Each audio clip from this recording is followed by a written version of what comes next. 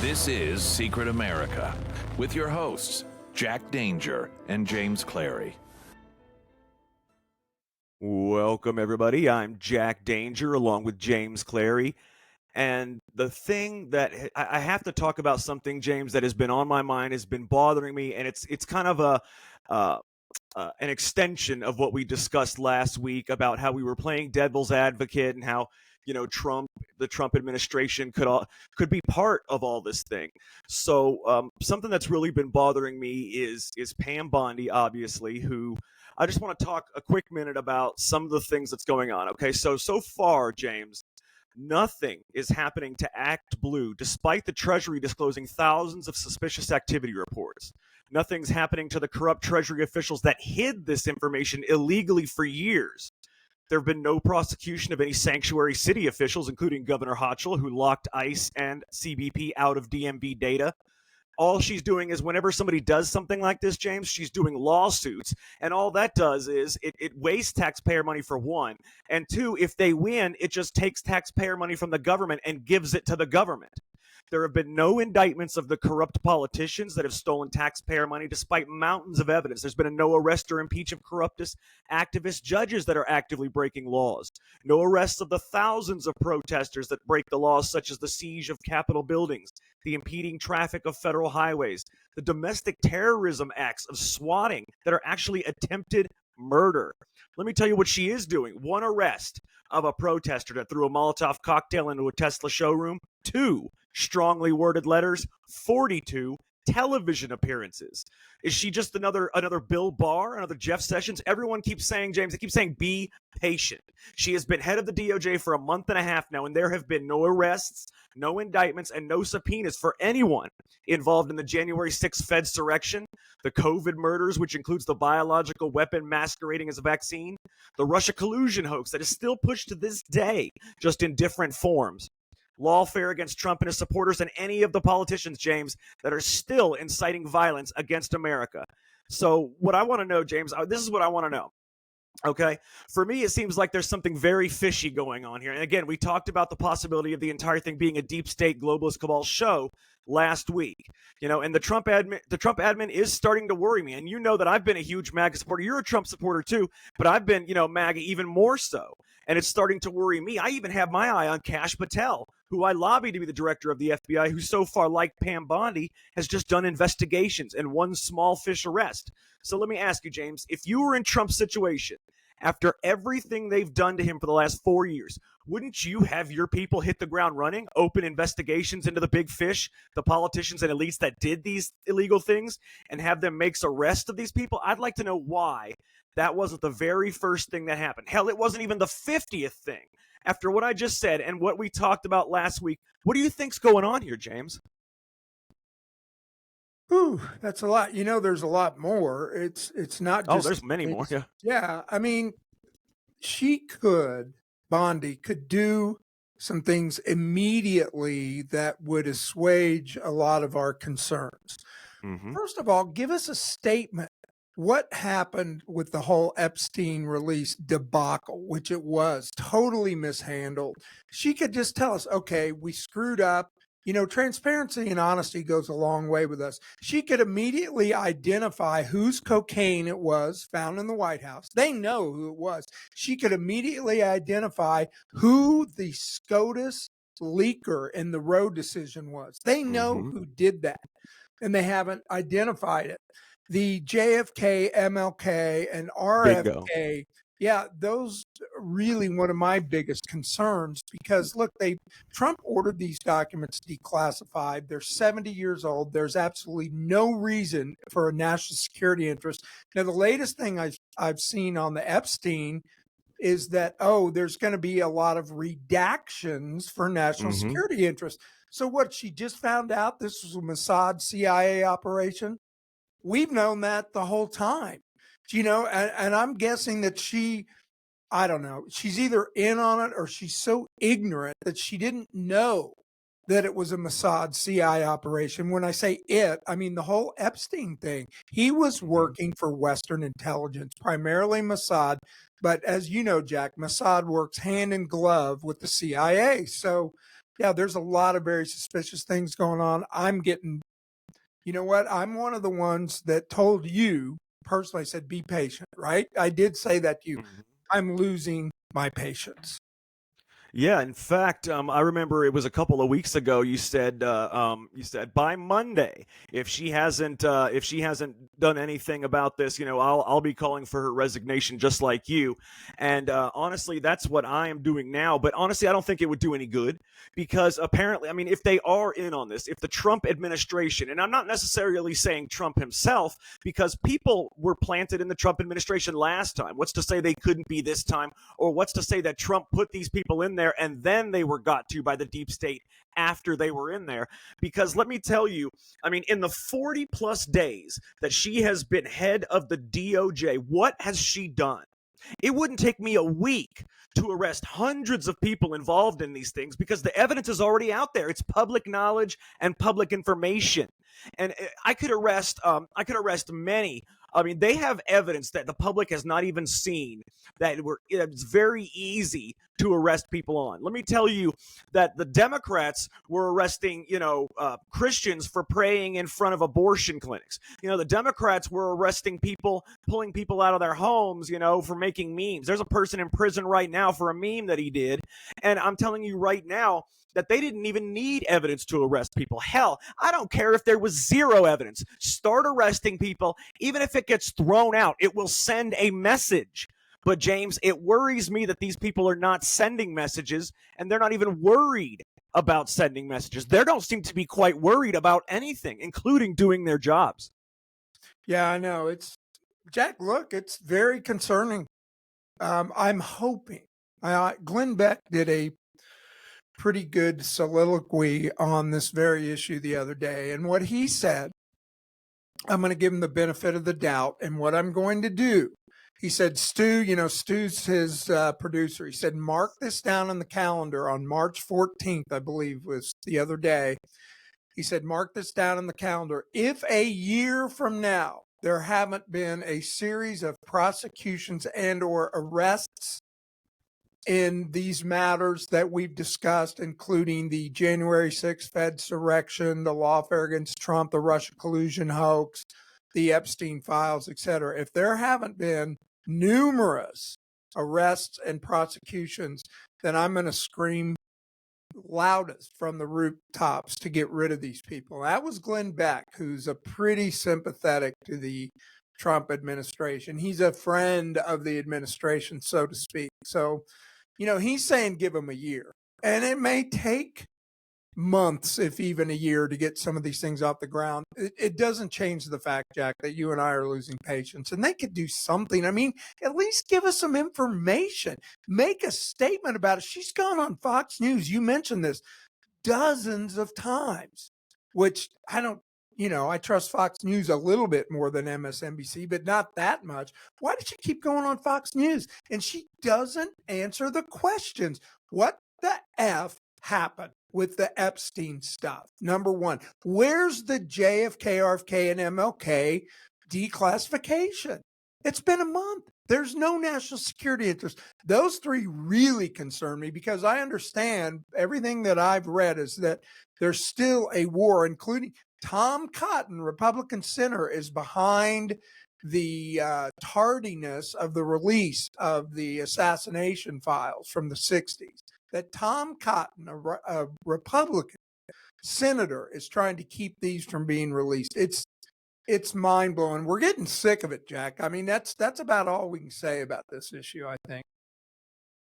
I mean, you're absolutely right. I know I'm sick of it. I've lost patience. And it's not even the fact that, that they aren't releasing the Epstein files, that they aren't releasing the other files. It's the fact that there has been nothing done to hold anybody accountable for any of the horrible things they've done over the last 4 years. All the COVID murders, all the COVID murders, sticking, not letting people see their family members as they die, sticking these people in nursing homes, knowing that these nursing homes are fraught with COVID and they're killing all these people, like Andrew Cuomo, who, by the way, is currently running for mayor of New York now and will win because that's a Democrat machine.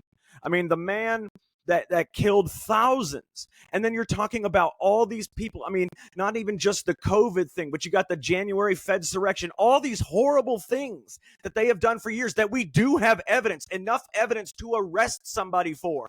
Nobody. What about the Democrats that are inciting violence on television? What about the Democrats that are the Democrat politicians that are going on video and telling illegal aliens how to evade detection? That is illegal.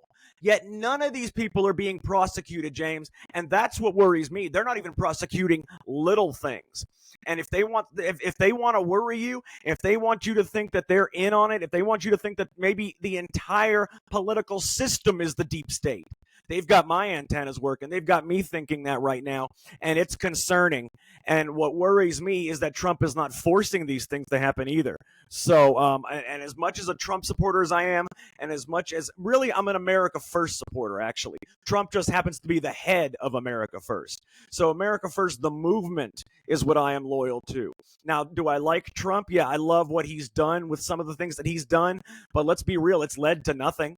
There has been no accountability with all the money that they say that we're saving. Now, honestly, we don't see any of that money. I actually haven't seen that.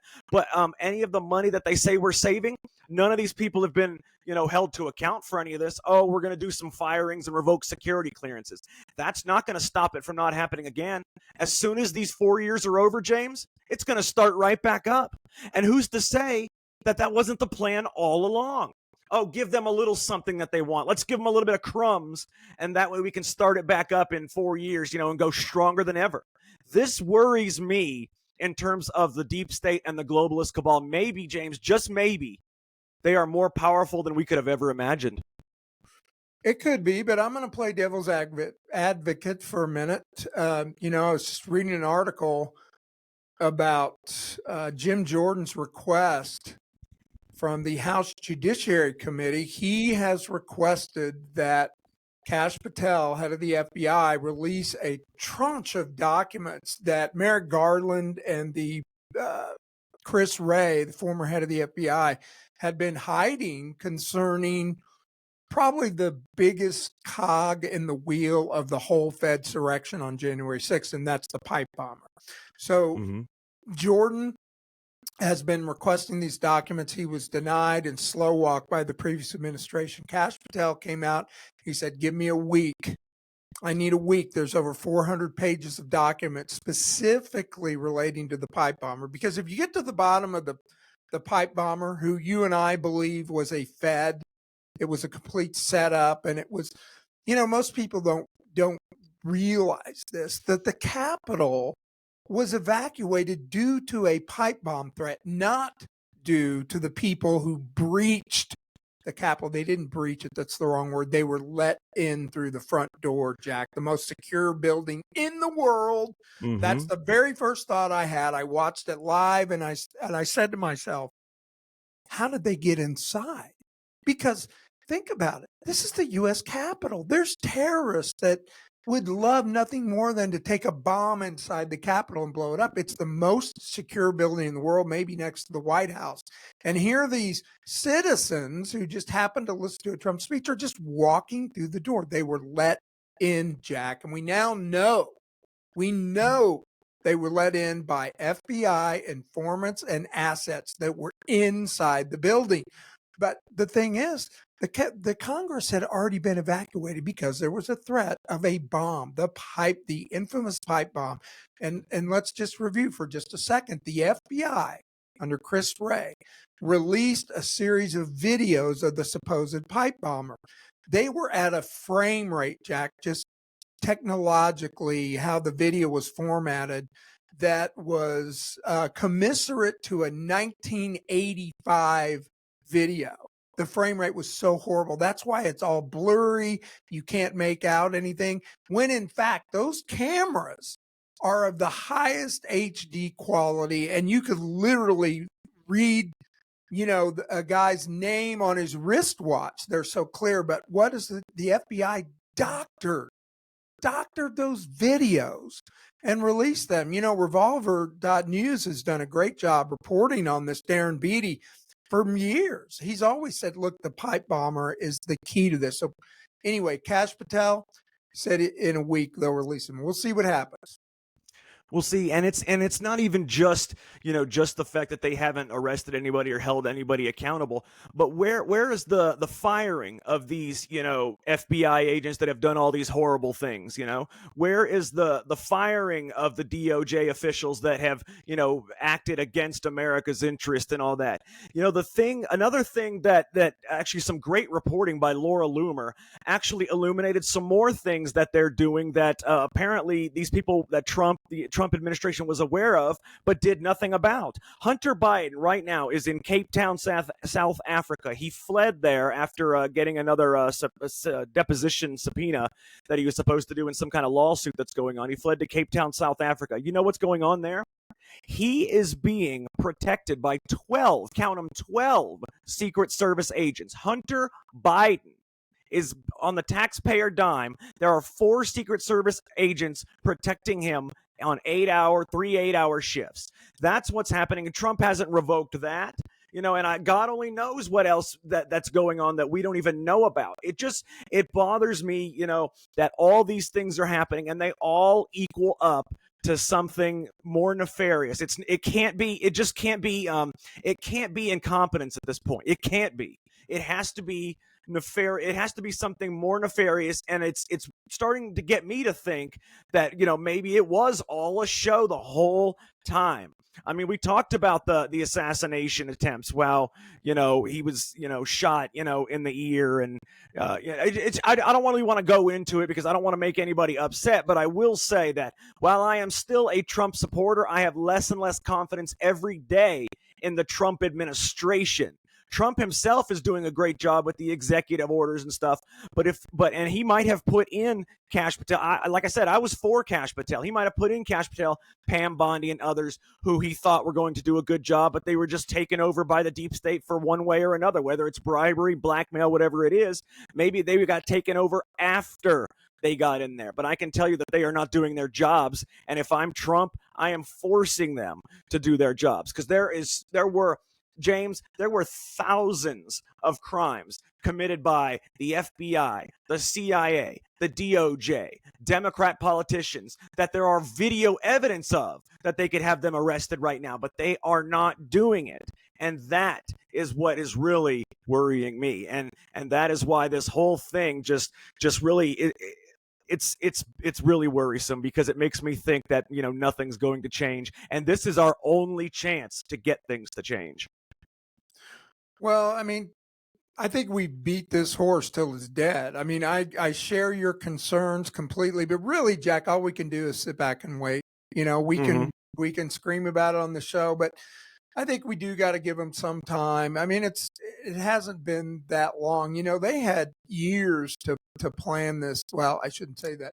The Democrats move much more quickly than these guys, and I do think on the flip side, I'm going to give them a little bit of leeway because they being the Trump administration and the law enforcement officials and the DOJ and FBI, they don't want to be perceived as simply going after their political enemies like the former administration did to Trump. So I think they're being a little bit careful about that. But you're right.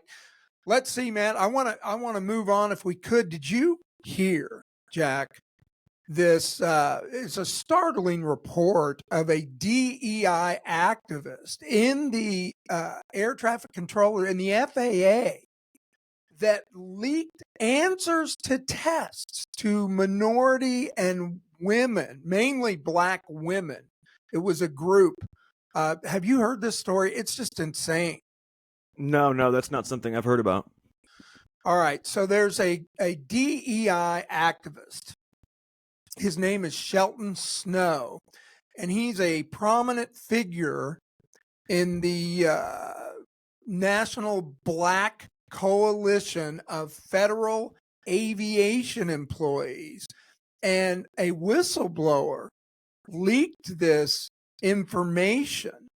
So what he said, he's on a phone call and he's talking to, I don't know how many, but it sounds like it's dozens or hundreds of primarily Black and primarily female applicants. These are people that have put in an application with the FAA and they have to pass a test, see if they're going to be fired. And so he says to them, there are some valuable pieces of information that I have taken a screenshot of and I'm going to send to you via email. I'm about 99% sure this is exactly how you will need to answer each question. So the inside information was offered in 2014 to African Americans, females, and other minority candidates, while white people were excluded to minimize competitions. So, this was years ago, but it just got leaked. So we have no idea how many qualified candidates were kicked to the curb.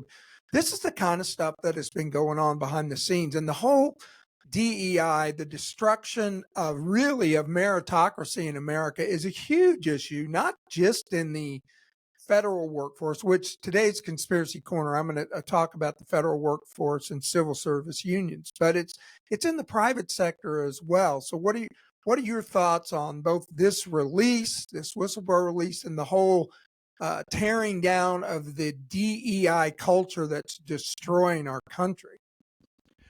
It's funny because whenever I see a release of something that happened years ago, I always wonder why now. Why is it released right now? And that's something that I guess we'll find out in time.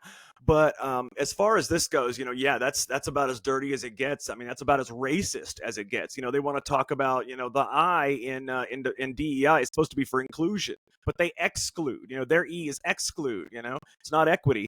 So and this is just one thing out of probably millions that have happened over America over the last 10, 20 years that we don't even know about. How many white people, how many white qualified applicants have been passed over for jobs, because they're white, strictly because they're white, or because they're white males. Let me back that up, because a white female might still get it because of her gender.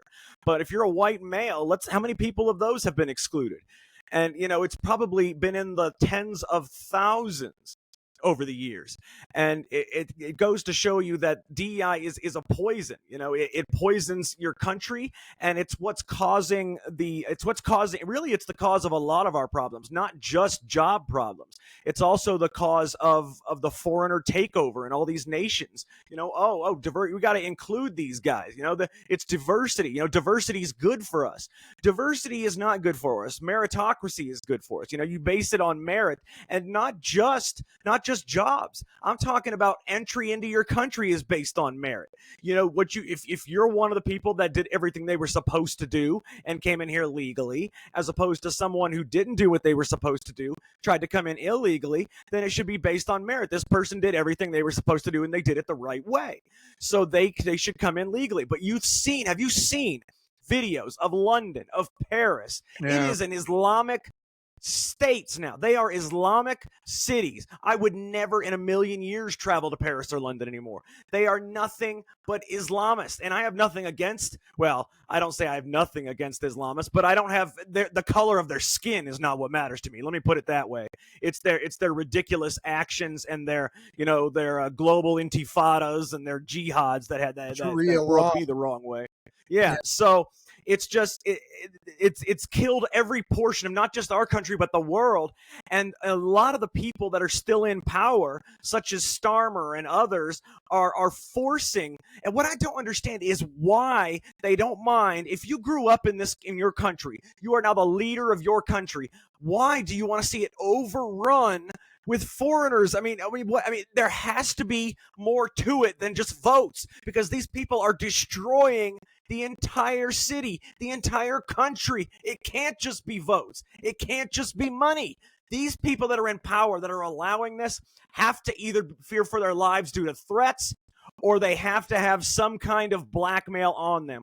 I'm assuming that the globalist cabal, if they can't blackmail you, they will show you that they can get to you and your family. And that is the only way that they are allowing the destruction of their cities and the destruction of their countries, because all the money in the world, all the diversity, equity, and inclusion in the world isn't worth you being your legacy being the person that destroyed their own country, James. It can't be that. It has to be blackmail or serious threat. to these people, because I don't see how someone can logically think, okay, yay, money, I'm going to let you destroy the country I grew up in. Or, okay, yay, diversity, I'm going to let you destroy the country I grew up in. There are rapes, murders, and nothing. But now there is no more. It's a one race country now, one race cities. It's unbelievable. One religion. You cannot even, they've gotten to the point now where if you say any negative word, you will go to jail. And I mean, it can't just be money, James. It has to be blackmail and death threats. It has to be. Well, I think it's bigger than that, Jack. Look, people may think that we're crazy tinfoil hat wearing, but look, Yuri Brezhnev, that famous interview of a former KGB agent, he did several hours and he told specifically how the Soviet Union, who was communist at the time, was going to take over the United States without ever firing a shot. Khrushchev even said that back in the 60s. He said, we will own your country and we'll never fire a shot. Look, it all started, and we've talked about this many times, and it's why I harp on you and our listeners and everybody to learn their history, because history is the guiding light for understanding current events. This Marxist dogma, DEI, is simply one rung in the ladder of a Marxist takeover. And in the in the early 20th century and moving up through the 60s, the postmodernism and the Frankfurt School decided they needed to rebrand Marxism, and postmodernism was a rebranding. And then they did, critical theory. Marcuse wrote about what critical theory was, and that turned into critical queer theory, critical race theory, et cetera, et cetera. Look, when you divide the people based on immutable attributes that, like the color of your skin, then you can gain control. You pit people. Look, critical race theory, what does it say, Jack? It says there's a victim and there's an oppressor. All white people are the oppressors. All people of color are the victims. Now you've been able to gain control. And these massive organizations, you mentioned Act Blue, but take them even bigger, USAID, with hundreds of billions of dollars to then push that narrative across the globe. It's no wonder we've been going down this slide into authoritarian Marxism. I mean, that's really what it is. You hear the term cultural Marxism. When people say, oh, you can't call me that, or my pronouns are this, that's cultural Marxism. DEI is simply, like I said, another rung in the ladder of a Marxist agenda. And the Trump administration and people on our side, this show and others, we recognize it for what it is, and we're not going to allow it to happen. It's not about money or blackmail. They may use those as a means to an end, but the real objective in the end is a form of Marxism that's now practiced in China under the CCP. They give you a little bit of freedom to open businesses and conduct capitalism, but they actually control all the means of production. They control the profits, et cetera, et cetera. Look, that's what the Georgia Guidestones promised, that they wanted a system. They want to undo free market capitalism. Remember that. That is their goal. Undo free market capitalism and open up all Western countries to other people. And really, the whole Western philosophy that we can trace back to the Greeks and the Romans, that's what they hate, Jack. They see it as colonialism. They use the victim versus the oppressor, et cetera, et cetera. That's their ultimate goal, is Marxist authoritarianism. Yeah, that's the globalist ultimate goal, is the Marxist, the globalist cabal's ultimate goal is authoritarianism, But what I'm talking about is the leader of these individual countries, a Justin Trudeau, a Keir Starmer, all these other people. They grew up in their country, right? They grew up in this country. They are now the leader of this country. Money and even a promise of power cannot be enough to your legacy and for you to be the person that destroyed your own country. I mean, you've got all these people coming in that are literally not only are they going to destroy your country, but they are going to make it to where you have to go by Sharia law. You have to do this, you have to do that. And to be the person that destroys their own country, to be the person that in the history books will be known as the person that destroyed London, destroyed Paris, this and that. The people that are the leaders, they are also just the tools that the globalist cabal uses to inflict their agenda, you know. But the leaders themselves, they are the tools of the globalist cabal. But to get to be the leader, it has to be either blackmail or death threats. I'm not talking about the cabal. The cabal, their goal is totalitarianism and the takeover, you know, but they use blackmail and death threats against these leaders to achieve that goal.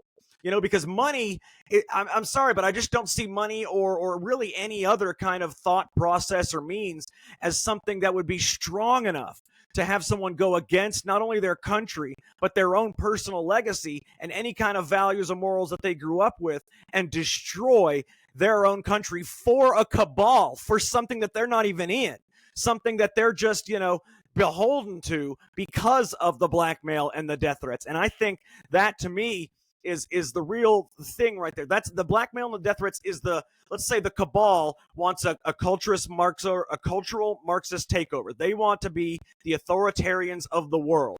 So they use blackmail and death threats against countrymen that run their countries to go against their own countries and import all these other people that will cause, you know, severe damage, that will basically bring down the end to their civilization in that country. And then what's going to happen? They are going to sweep in. They're going to sweep in and say, okay, we will restore order. We will put everything back the way it was if you adopt our ideology. We can do it, but only if you adopt our ideology. And then before you know it, the same ideology is used in every country. And if it's used in every country, eventually it merges and it becomes the one world government we spoke of, the globalist cabal takeover. But in order to get to that point, each person in each country, I assume, at least in America, has to be born in that country to be the leader of that country. So, you know, it takes for the globalist cabal to get these leaders to do these things. It has to take more than money, and it has to take more than ideology. They have to be using blackmail, or they have to be using actual death threats where, like, say they kidnap their family or something, or show them how easy it is for them to get to their family. I don't see any other way that the leaders of these countries that were born in these countries, they're not part of the globalist cabal. They're just the tools that the globalist cabal uses to get what they want. Let me push back a little bit, bro. You're forgetting one thing: ideology. Look, no, I said ideology cannot be strong enough to get you to go against your entire way. I mean, I'm not talking about changing your country's ideology. I'm talking about your ideology that you have. Say you want a Marxist ideology in your country. That cannot be strong enough to usher in the destruction of your country, not the ideology, but the entire country, bringing in other races and whatnot. I know what you're saying, and I'm going to push back and say I think the ideology of people like Justin Trudeau, you got to remember, Klaus Schwab called him out specifically, and many other young leaders. He said, we are so fortunate to have people like Justin Trudeau who represent our ideals. And if you look up, I was actually just looking up the World Economic Forum, and then I got on UN Agenda 2030, which I know you know about. Mm-hmm. Look, they have this ideology. People like Justin Trudeau have the ideology that, look, destroying Canada is a small price to pay to further the global aims of sustainability, the reduction in world population. They see climate change, which is global warming, as the preeminent threat to humanity. So if they don't do these things through the methods of division and rhetoric, you know, using things like DEI to divide us, I honestly don't believe, look, Justin Trudeau, all these other people's if Canada's destroyed, you think it's going to hurt him? He's got palaces underground and places he can go. He's going to be safe. I don't think they believe in Yeah. things like climate change as the ultimate, though. I don't think they believe that. I think they use that as a tool. I think it may not even be their ideology. Again, blackmail and death threats could be forcing them to go with this idea. I don't know. That's the thing. It's hard to know what's real and what's being forced. Right. No, I completely agree with you there. We don't know. But Exactly. Yeah. my point is, it may be. Yeah. Oh, it very well could be. It Yeah. may It could be. be that they literally have totally embraced this ideology. Look, cognitive dissonance is a tough nut to crack. When you've grown up in a certain echo chamber, like I did, bro, I grew up a liberal Democrat. And the only reason I changed was real life experience. You know, when I opened a business in 1989 and began to see what these government actors, how much they stood in the way of me even opening a simple restaurant. I mean, it was ridiculous. So I don't know. Red bro. tape. Yeah. Yeah, it could be blackmail. And it could just be that they are, you know, look, was Stalin, was Lenin, was Mao, those guys, they were ideologues and they believed that Marxism was the way forward for humanity. So Hugo Chavez, who's not to say that people like Justin Trudeau don't believe that as well? I don't know. Well, you're right. And with the way the World Economic Forum operates now, all of these leaders that you see were young global leaders of the World Economic Forum. Who's to say that they weren't all put in this to brainwash them into believing this ideology? Who knows what the global, they might actually believe this ideology, but it might be an extension of Klaus Schwab and the others brainwashing these people into, like the way the propaganda does Democrats today. Maybe the young global leaders of the World Economic Forum, such as a Justin Trudeau, by the way, of Vivek Ramaswamy and others, were actually, brainwashed into believing this ideology and willing to do anything to achieve this ideology, to force this ideology onto others. I mean, the World Economic Forum is a very powerful entity. And when they put you up there on that wall saying you are one of the young global leaders, it is not by accident. It is not because they think, oh, you've got a bright mind and you're going to do great for the world. No, it's because they vetted you and they've probably brought you over to their side to believe what they want you to believe. Because if we're being real, nobody is born with an ideology. Okay, you learn an ideology. You are brainwashed basically into an ideology. And who's to say that these people weren't brainwashed into this ideology and then given all the tools to push them up as the leaders of their country? You know what I mean? These things could very well be, okay, first we take these young, bright people, we bring them into our, WEF conferences, and we, these closed door conferences, we, show them propaganda films like POWs, and we brainwash them into this ideology. Then we prop them up in their other countries to get them to be the leaders of their countries. They have our ideology, and now we can, with all our money, prop them up to be the leaders of those countries and enforce our ideology. Oh, that's exactly what's happening. I mean, I want you to listen to this for a second, Jack. This is from the preamble from the United Nations Department of Economic and Social Affairs. This is Agenda 2030. This is the preamble, which just lays out their goals. I'm not going to read all. I'm just going to read a little bit of it. It says, this agenda's plan of action for people, planet, apartheid. We recognize that eradicating poverty in all forms, dimensions is the greatest global challenge. All countries and stakeholders. That's what they call people like Justin Trudeau, who are political leaders, but they include stakeholders and people like the president of Google. All these big business people. We are resolved to free the human race from the tyranny of poverty and want, and to heal and secure our planet. We determined to take bold action. So they have 17 sustainable development goals. Sustainable, that's the key word. And 169 targets, which we are announcing today, discriminate the scale and ambition of this universal agenda. And Jack, it just goes on and on. If you read this thing, it's terrifying. This is where the 15-minute city thing came up. They want to move people completely out of rural areas. Everybody will live in a city and you'll be given a stipend, Jack. Yeah, that's what they're talking about. Universal Eradicating basic poverty. income. Yes, they don't want to. They're not just saying, here's how they want to eradicate poverty. They want to take all the money from everyone else that's earned it and then give everybody a little bit. I mean, it's Because you're dependent on them then. If yes, they can yank it away at any moment. it's so Marxist. It's basic thing. That's what Marxism says, that the worker, now that the worker owns the means of production and all workers will benefit.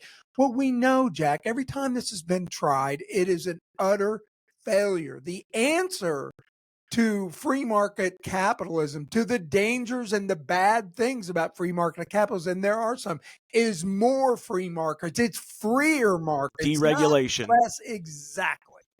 Yeah, you're These exactly people are right. nutcases, brother. Totally. They are, and they think that they're the ones that get to dictate how everybody else lives. They're the ones they're the chosen ones that get to tell you, that their ideologies and what they believe is the right way to go.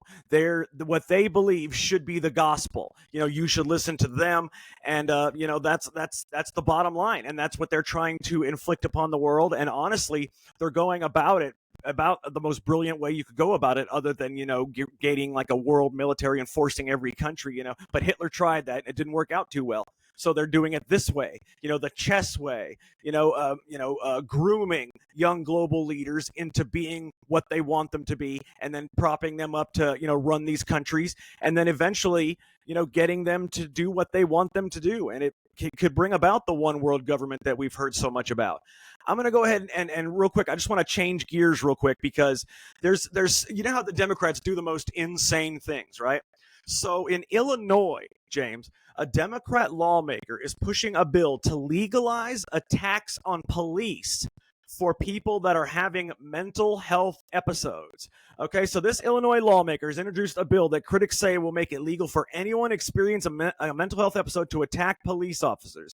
Her name is Lisa Davis, and the bill is House Bill 3458. Under the terms of this legislation, the bill would provide a defense to aggravated battery when the individual battered is a police officer, only a police officer, and when the person responding, or when the person that they respond to is having a mental health episode. So basically, if you can get your doctor to write a note saying you had a mental health episode at the time you attacked this police officer, then you are not guilty of aggravated battery and they cannot charge you with such. All you need in Illinois to attack a police officer is a doctor's note, James, and that's it. So now, if you're a gang member that, goes and beats the hell out of a cop, you just go to your doctor. Oh, he was having, a temporary psychosis episode. He's not guilty. What do you think about that? Because I will say that right now the law gives protections to you are guilty of aggravated battery if you attack a police officer, a firefighter, a Department of Human Health and Services social worker, or a private security officer. But the only one this new law says that is not guilty of aggravated battery is if it's a police officer now.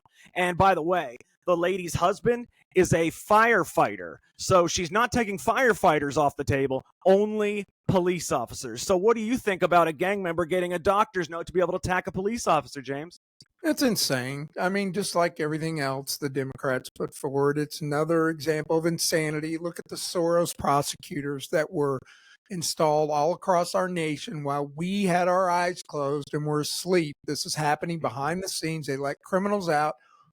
I mean, this kind of stuff doesn't even surprise me anymore. I mean, when the complete entire Democrat congressional the politicians elected the Democratic Party will not stand up for a little, a young man with brain cancer who's made an honorary Secret Service. I mean, look, they're insane. These people are nuts. And I say, great, bring it on. That bill's never going to. Now, in Illinois, it could become law because Illinois is tightly controlled by the Democrats, which really something we haven't talked a lot about. And, I'm not necessarily saying segue into this, but we have got to get the handle. We, the American populace and the leaders of our country have got to get a handle on elections, Jack. There is no way that the country is as far left as the polling results say that we are. And when I say polling, I'm talking elections. There's no way that we should only be up 3 senators in the U.S. Senate, or up what?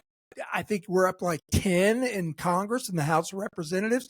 I mean, we should have an overwhelming majority. When you look at opinion polls, when 75% of the nation agreed completely with Trump's speech a couple weeks ago, you can't tell me that he's only, that the MAGA side is only at a 49, 50% popularity. So it's just more insanity from the left, Jack. And I kind of ignore them. I mean, we have to, obviously, I'm glad you brought it up. We have to stay vigilant, but they're lunatics. They're clowns. I don't take them seriously. See, and that's the thing. We have to take it serious because this person has 2 co-sponsors for their bill also.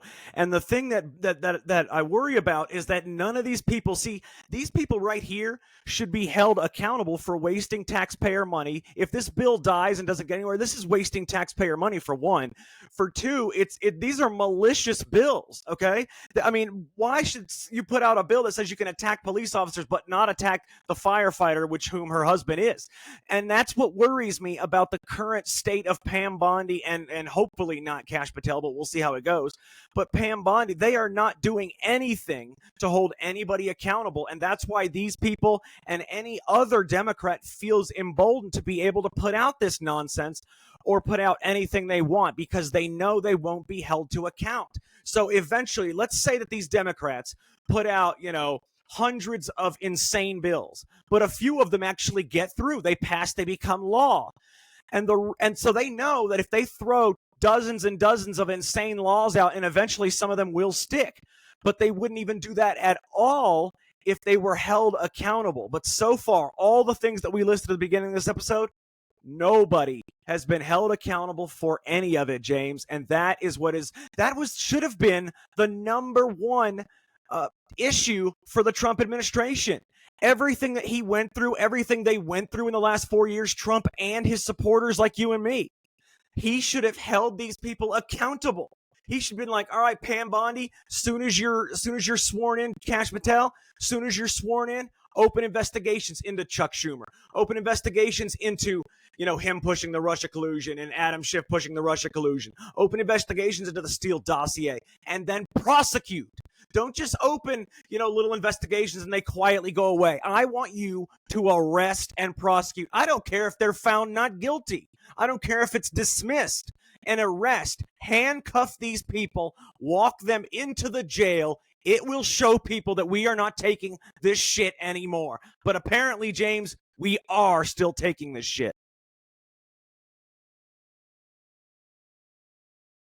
Sorry, bro, I was muted there. No, I completely agree with you. It's just, look, it's an ongoing battle. Every day I wake up and look at my X timeline. I look at the news. I read the headlines. It's an ongoing battle.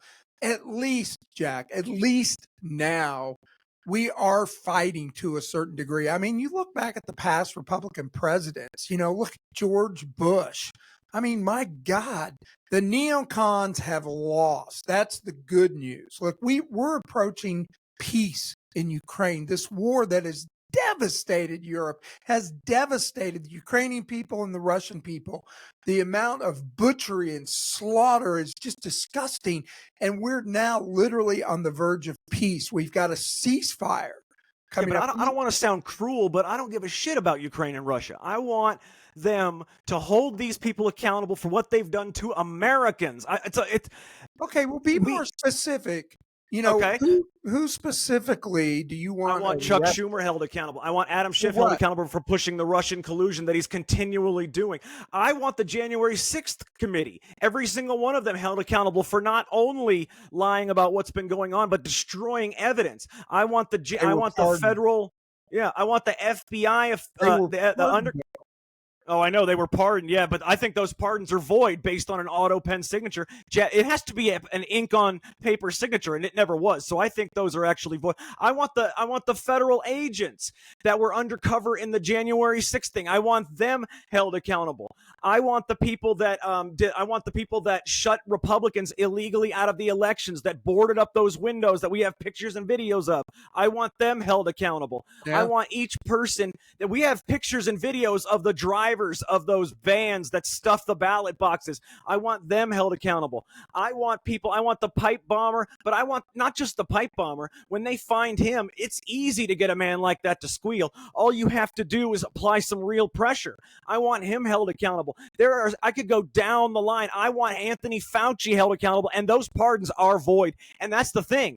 In order to void them, you have to actually challenge it in court, which they have still not done. I would have done it as soon as I found out about it. It's clearly an auto pen signature. It's clearly not an ink on paper signature, and he clearly didn't sign it. So it's not valid. These are void pardons. I would void every single one of them, and then I want this man, Anthony Fauci, held accountable. I want every person that he pardoned held accountable. I want James Owens, who was part owner of the Dominion voting systems, held accountable. I want Valerie Owens, who is his wife, who actually did these things and got, Hunter Biden over there in Burisma. I want Joe Biden held accountable for blackmailing the Ukrainian officials to fire the prosecutor. I could go on and on of people I want held accountable for the things that they have done. I want Pfizer and their CEO. I want the State Farm CEO who just pulled out of the fire insurance bullshit. I want him held accountable. I want the people held accountable that have been saying in these undercover investigations that, we don't want white people,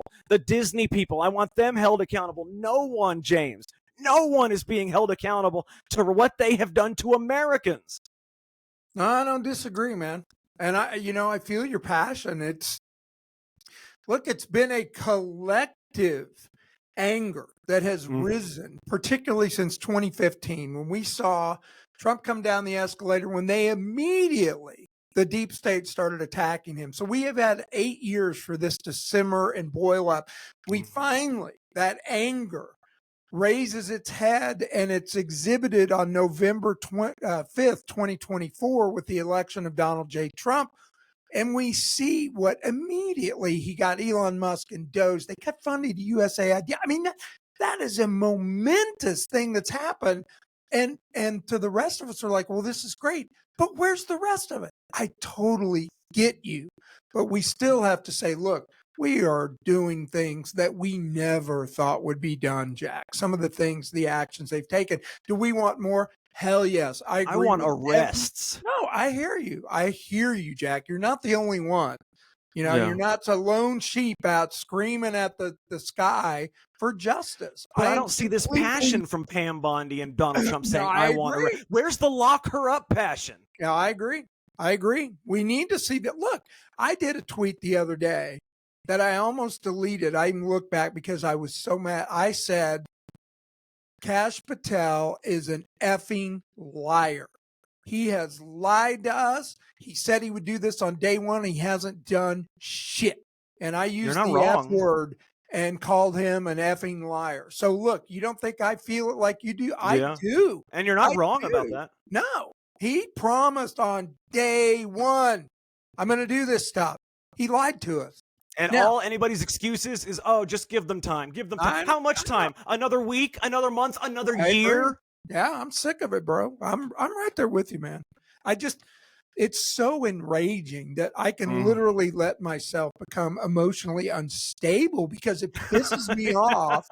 So that, literally, I lose focus on work sometimes when I dive into this stuff. After we do this show, I have to decompress a little bit. It's like, man, it is enraging that these people are walking free. While so many of our brothers and sisters had to be locked up in the DC gulag. And I've interviewed many of those people, as have you. It's heartbreaking. And all we want is just a little turnabout because it is fair. That's it. It's fair game. Exactly. Yeah, I agree, man. Let me do just quick. I want to talk about in Conspiracy Corner. It's not really a conspiracy, but it is a historical thing. And that has to do with civil service unions. I'm sure that you saw that the Trump administration is going after the TSA, the workers in the TSA, that he's trying to. I mean, they have unbelievable benefits, and anybody who's traveled, who's flown in the U.S. in the last, say, well, really almost 20 years, but since TSA, it's a humiliating, degrading experience. And the people that are literally touching my junk, which the last time I've searched, this guy touched my junk. They are dumb, they're rude, and they're arrogant. Not every one of them. Some of them are nice, good people. But in my experience, and I've flown internationally quite a bit over the last 10 years, I mean, I had some pretty, what I would consider horrible experience. So Trump is going to, I want to just throw this out to our audience. The idea that federal workers can unionize and then use collective bargaining to bargain for benefits and pay cuts is inherently corrupt. This is what FDR said about it. He said, it is impossible FBR said that federal unions are intolerable and unthinkable. George Meany, the former president of the AFL-CIO in 1955, said, it is impossible to bargain collectively with the government. What did he say, Jack? In a regular union, those union members are bargaining for a bigger slice of the profit from a private company. In a federal union, believe me, this is most people think, oh, well, federal workers been around forever. No, the SEIU was founded in the 60s, who represents a lot of these federal workers. Jack, they're bargaining for more of your money and my money, the taxpayer monies. Now, these unions, these federal workers unions, are incredibly powerful as a lobbying arm in Congress. So how do you think a congressional candidate is going to vote when he gets into Congress if he's been given a, several $100,000 contribution by SEIU? He's going to side with them. That's why you see government workers, Jack, have twice the salary that private workers have. They have 10 times the benefits. They all have these lavish pensions, and they all have just killer health care coverage. And most of them work from home. Meanwhile, you and I slave our ass off. I don't have health insurance. I turned 65 in just a couple months, and I'll be able to get Medicare, but I don't have insurance. I don't have a pension. I had to save my own money to create some saving for the future. I am sick to death of government unions. They never should have been allowed to take place. And that's my historical conspiracy corner today. And I hope Trump tears them all the hell down. What are your thoughts? I mean, that sounds good to me. I mean, there's no real need to elaborate on that, because in a private union, they are trying to get more of the profits from the company, whereas in a government union, they are trying to get more of our taxpayer money. So, they're just taking more from us. They're not taking from a big company. They're taking from private citizens, and that's basically the gist of it. So I hope he gets rid of that as well. Yeah. I really do too, man. So, he's like I said, he's going after TSA. I hope he doesn't stop there. I want one more story real quick. This headline blew me away, Jack, from NBC. Immigration accounted for all U.S. population growth in 2023 for the first time since 1850. Back to our UN Agenda 2030 and the dark aims of the World Economic Forum and the globalist cabal. There it is. For the first time, Jack, in almost 150 years, immigration accounted for population growth in the U.S. People aren't having babies. White people, not white people, white, black, Asian, Americans need to have babies, Jack. Americans. Well, I mean, how can we when the economy is, been in shambles, and, when you have to fear for your job, and when you're white, you don't get a job. And then, so many people are dependent on welfare and food stamps. And, there's so many ills going on in America. Why would anybody have kids? How could you afford to have kids? The only kids that Americans are having are by accident. You forget, the sperm goes through the And condom, half of them are or aborted. yeah, exactly. And a lot of them are being aborted. I would say probably nowadays, now that, in a lot of states you can do all the way up to birth abortions, I would say probably half of the pregnancies in in those states are And then probably aborted abortion. at this point. Yeah. So, I mean, there's more deaths than there are births in America. So, yeah, our population is declining, but let's not for a second pretend that's why they're bringing in the illegals. And I know that's not what you were stating, James. I'm just saying that that's what, Yeah. a lot of people are saying is, hey, we need immigration, for population growth. But that's not at all. What you need for population growth is stimulation of America. Okay, you need stimulation of the economy. You need lower inflation, lower interest rates. You need higher wages. You need people to be able to afford shit Yeah. if you want them to have a kid. That's the bottom line. No, I agree with you. And I do think that the Trump economic plan is already, it's having effect. It's going to take some time. And I know we say it's getting a lot better. I mean, in It the is first getting month, better. it's been way better than Biden's. I'll tell you that. Dude, I pumped gas the other day, and I swear to God that to fill up my tank cost about $8 less than it did 3 weeks ago. Egg prices just fell. I mean, Yep. egg prices, the thing that nobody ever thought would fall, or just fell. I mean, everything. Interest rates are going down. Inflation has gone down. I mean, everything's getting a lot better than it was. Yeah, the famous economist said there's one reason for inflation, just one. You hear, and you and I were talking offline about listening to different podcasts. I hear a lot of economic gurus say, well, inflation's caused by this. No, it's not. There's one reason for inflation. It's government spending. And I got to ask you before we go, I know we're about to wrap up, but what do you think about the brouhaha going on in Congress with the budget, and Thomas Massey standing up and saying, now let me just outline it for our listeners. There's a continuing resolution, a CR, that Congress is trying to pass to affect the new budget. That budget, Jack, still has a $2 trillion deficit. And Thomas Massey and Rand Paul in the Senate have stood up and said, this is unacceptable. We're doing all these great things with Doge. It's finally time that we're actually cutting spending rather than growing.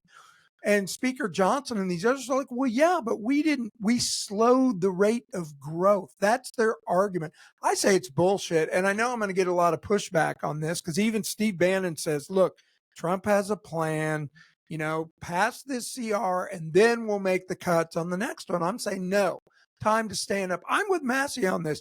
$2 trillion deficit in the budget is not acceptable anymore, Jack.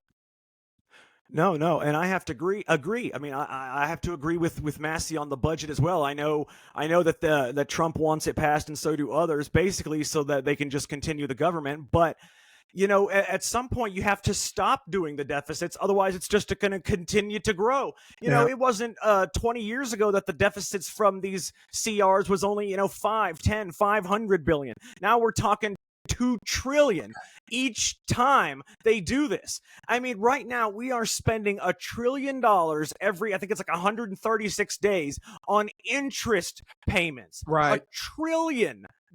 People, I mean, I know people don't understand the kind of money that really is, but let's say $1 trillion is, 50 million taxpayers' money. Okay, that's 50 million people that have to pay every 136 days just for interest payments, just so that China doesn't come in and take everything that the U.S. owns under default.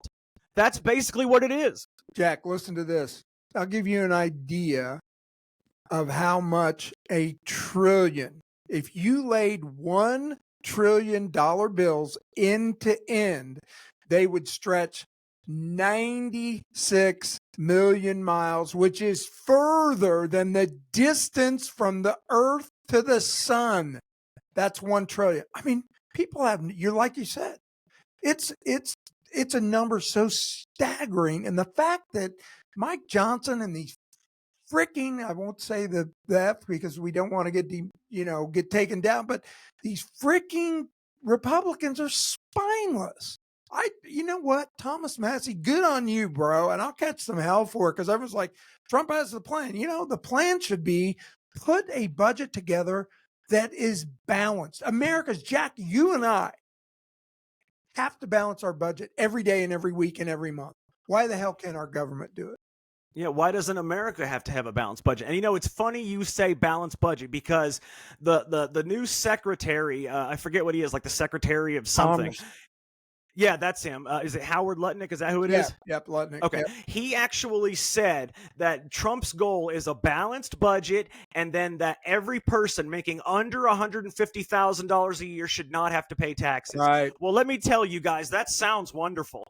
But when you're starting your presidency with a true $2 trillion deficit in the first ever CR, it's not looking too good. Why not balance the budget now and make it happen? No. $2 trillion deficit. We'll balance it. Trust me, it'll get balanced. But for now, we got to continue the status quo. I am a Trump supporter. I am 100% for Trump. I'm not liking the way the Trump administration is going with Pam Bondi and them others. And I'm not liking the way a lot of these things are going. But Trump himself is good, but he is not a person that can do no wrong. Yeah. And I do believe he is wrong on this CR. I agree. And the CR itself is wrong. Look, Congress passed rules that they would offer the budget would be broken down into 12 separate pieces of legislation. This CR puts everything together in this massive packet.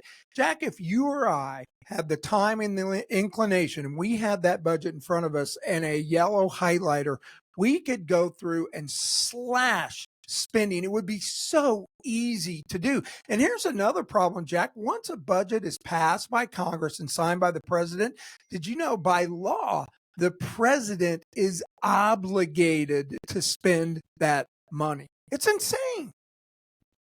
That it is insane. And I do believe I could take, a week and balance that budget, cut out all the waste and stuff that we don't need. And, I could put in a continuing resolution that would, add no more deficit and still keep the government running. What about you, James? Yeah, totally, man. I mean, it's not rocket science. Yeah, people would be angry. And it's like these civil service unions we were talking about in Conspiracy Corner. They carry a lot of clout. Look, these congressmen are being lobbied by different special interest groups all the time. But I think we're just going to have to leave it at there, Jack. It's time to wrap. He's Jack Danger. I'm James Clary. You've been listening to Secret America. We'll see you next week. You've been listening to Secret America with Jack Danger and James Clary.